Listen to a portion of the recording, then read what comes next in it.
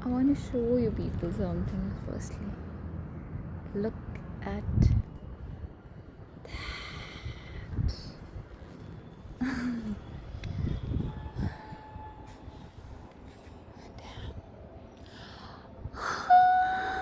people. आज बारिश नहीं हुई है but there is a rainbow. I'm so happy. Can you see? I love you भगवान जी. I love you. I love you. I love you so much. Oh my god. This is so good. I'm literally crying. I love you, भगवान जी. I'm so happy. तुमको दिख रहा है?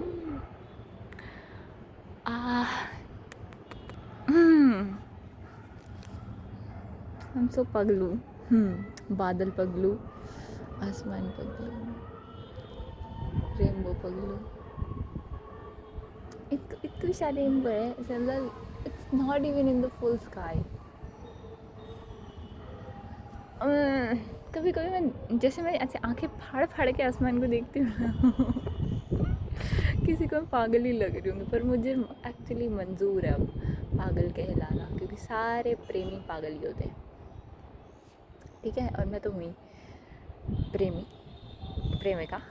खैर, जो important चीज़ के बारे में बात करने के लिए मैंने ये वीडियो बनानी शुरू की थी वो ये है कि देखो दोस्तों, मैं बहुत सारे टाइम आइसोलेशन में रहने के बाद दुनिया से डिसोसिएट कर जाने के बाद, ट्रॉमेटाइज रहने के बाद, अपने आप में ही गुमसुम ज़िंदगी भर गुजारने के बाद अब मैं ओपन अप होना शुरू कर रही हूँ, कंटेंट बनाना भी शुरू कर रही हूँ, है ना, उसके थ्रू भी ओपन अप हो रही हूँ.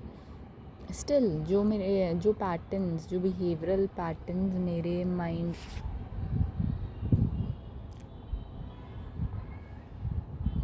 क्या ये क्यों, जो बिहेवियरल पैटर्न्स मेरे ब्रेन में, मेरे माइंड में इनकॉर्पोरेटेड है, उनको मुझ में से निकलने में, मेरे बिहेवियर से निकलने में ना बहुत टाइम लगेगा, क्योंकि वो आज के नहीं है, वो सालों साल सोचो कितनी रिपीटेशंस के बाद मेरे ब्रेन में इनकॉर्पोरेट हुए हैं, तो इसीलिए वो मेरे बिहेवियर में भी है ना. तो चुपचाप अपने काम में लगे रहना, ये मेरी पर्सनालिटी का एक बहुत बड़ा हिस्सा था मेरी ज़िंदगी के 25 साल. ठीक है, रहा है ये, वर्कोहॉलिक रही हूँ मैं. तो चुपचाप अपने काम पे ध्यान देना, मेहनत किए जाना, घिसे जाना खुद को अच्छे से, ये मुझे आता है. चुपचाप अपना काम किए जाना, ये मुझे आता है. लोगों से एग्जैक्टली बात करना, उसके बाद में एक्चुअली लोग आपकी बात सुन रहे हैं और उस पर उनका भी उतना ही इंटेंस और वेल डिटेल्ड रिस्पॉन्स आ रहा है जितना आपका है. ये मैं फेमिलियर नहीं हूँ इस चीज़ के लिए. ठीक है, ये कभी मेरे साथ हुआ ही नहीं. या तो लोग बकवास बोलते थे, क्योंकि मैं गहरी बातें करती हूँ ना, तो लोगों को भी लगता था कि उन्हें भी गहरी बातें करने की ज़रूरत है. ये ह्यूमन बिहेवियर का हिस्सा होता है ना, कि आपसे कोई बहुत प्यार से बात करता है तो सिर्फ सोशली बाकी सब लोगों की नज़रों में अच्छा दिखने के लिए आप भी उससे प्यार से बात करते, भले ही आपको अंदर से कुछ वो हो ही ना, फीलिंग ही ना हो, और दूसरे इंसान को एक्चुअली उतनी काइंडनेस, सिंपैथी वगैरह हो, है ना. तो मेरे साथ यही हुआ है कि मैं जिस इंटेंसिटी से मैं गिव करती हूँ, जो मैंने ओवर गिव भी बहुत किया है, पर जो मेरा नॉर्मल भी है ना लेवल ऑफ गिविंग, वो अच्छा खासा है. बट मुझे जो लोग मिले वो प्रिटेंड करने वाले ज़्यादा मिले. या तो वो जो कुछ देते ही नहीं थे क्योंकि उनके पास नहीं होता था, विच वाज ठीक है, ओके, जो है सबका अपना अपना होता है. या फिर वो मिले जो देने का नाटक कर रहे थे, बट उस जो भी उन्होंने दिया, जो बिहेवियरली वो मुझे काइंडनेस, रिस्पेक्ट या कंसिडरेशन दिखाते थे, वो फेक होता था. तो जब कोई चीज़ फेक होती है, किसी का बिहेवियर आपकी तरफ फेक होता है, तो आपको फील हो जाता है ना वो, कि इट्स हॉलो, इट्स एम्प्टी, कुछ खाली खाली सा लग रहा है. देखो, मैं तुमसे बात करना चाहती हूँ, पर ना उधर एक बादल इतना सुंदर है ना, मेरी नज़र बार बार उस पर जा रही है. कैन यू सी, इतने अच्छे से ना दिख नहीं रहा है, इसमें बैक कैमरा में दिखेगा. खैर, तो मेरे साथ ऐसे रहा है कि मोस्टली फेक लोग रहे हैं, मैंने फेक चीज़ें हैंडल की हैं। तो अब जब मेरे को एटलीस्ट ऐसा फील होता है, मेरे को होता है, मतलब मेरे को भरोसा करने में थोड़ी हिचक होती है, बिकॉज़ मैंने अगेन ट्रस्ट ब्रेक भी बहुत हुआ है ना लाइफ में, क्योंकि लोग अपना रियल सेल्फ एक्सेप्ट नहीं करते, तो वो नाटक करना शुरू कर देते हैं। वो नाटक करते हैं तो आप उन पर ट्रस्ट करने के लिए मजबूर हो जाते हो, बट बाद में फिर वही ट्रस्ट ब्रेक होता है, क्योंकि वो कर तो नाटक ही रहे थे। तो इट्स ऑल पार्ट ऑफ कि हाउ सोसाइटी वर्क्स, दुनिया कैसे वर्क करती है, और उसी दुनिया में रहने के लिए, सर्वाइव करने के लिए लोग प्रिटेंड बहुत ज़्यादा करते हैं। तो उन सब से मेरे पैटर्न्स बने हुए हैं ना, तो मेरे को ट्रस्ट करने में थोड़ा सा ऐसे होता है कि फिर से टूटेगा क्या भरोसा, बट स्टिल मैं ट्रस्ट कर रही हूँ। और उसके बाद मुझे लगता है कि अब कि हाँ, सब लोग तो नहीं, बट कुछ कुछ लोग मेरे यूट्यूब और इंस्टा पे तो स्टिल काफ़ी मेरे को ऑडियंस ऐसी लगती है।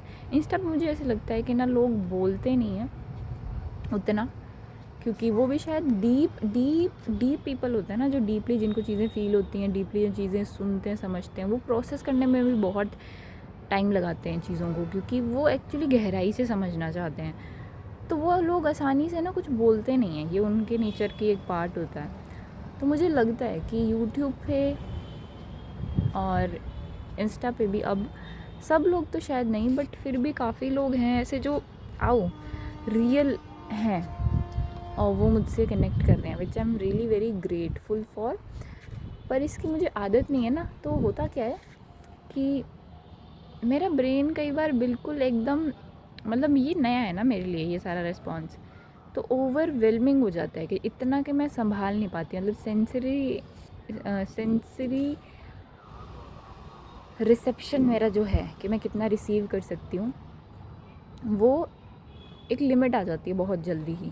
वो लिमिट धीरे धीरे एक्सपैंड होगी ऑब्वियसली, जैसे जैसे मतलब मैं और रिसीव करना सीखूँगी लोगों से रिस्पॉन्स, तो वो लिमिट आ जाती है, तो मैं ओवरवेल्म हो जाती हूँ। तो जैसे ही मैं ओवरवेल्म होती हूँ ना, तो मैं भाग जाती हूँ। मेरा दिमाग वहाँ से भागने की कोशिश करता है कि अरे ये क्या हो गया, अभी कैसे संभाले, तो मेरा दिमाग भाग जाता है, ऑलमोस्ट वहाँ से भागने लगता है। ठीक है, पुल बैक कर लेता है मेरा नर्वस सिस्टम। इट्स लाइक कि मैं कहीं किसी ऑफिस में काम कर रही हूँ एंड सब कुछ ठीक जा रहा है, मैंने बहुत अच्छा काम कर लिया, काम भी कर लिया, पर जब उस काम का रिवॉर्ड मिलने मुझे आ रहा है ना, तो मेरे ब्रेन को आदत ही नहीं है। तो जब उसे रिवॉर्ड मिल रहा है ना, तो वो रिसीव नहीं कर पा रहा। उसको कि चाहिए कि 5 मिनट मुझे ज़रा खाली में जान दो, खालीपन में, ताकि मैं खुद को ये फ़ील करा सकूँ कि ठीक है, सब ठीक है, कोई हिडन इंटेंशन नहीं, कुछ नहीं है। Like consciously I am aware ना कि ओके, लोग जेन्युइन हैं, पर फिर भी जो सबकॉन्शियस माइंड है उसमें तो बिलीव्स बैठे हुए हैं ना, वो आते हैं ऊपर जब भी कोई नया एक्सपीरियंस आता है।